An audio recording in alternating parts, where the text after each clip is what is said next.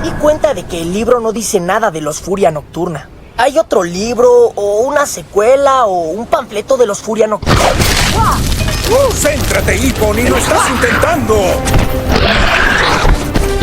Hoy van a aprender sobre el ataque.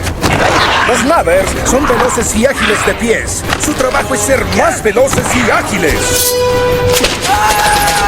¡Empiezo a cuestionar tus métodos de enseñanza! Busquen su punto ciego. Todo dragón tiene uno. Búsquenlo, escóndanse en él y ataquen.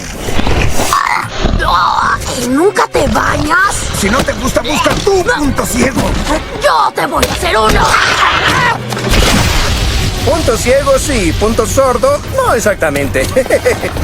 Oye, ¿cómo se puede acercar uno a un Furia Nocturna? Nadie nunca ha vivido para contarlo. ¡Entrena ya! Lo sé, pero hipotéticamente... Aquí.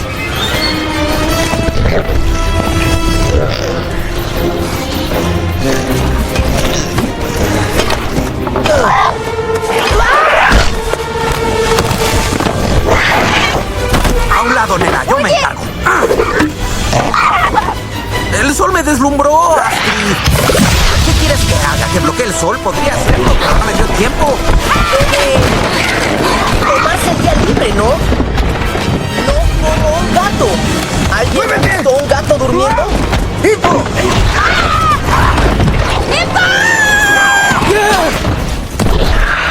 ¡Uy, soldaditos del amor! ¡Hay chicos mejores! Déjame, ¿por qué no te...?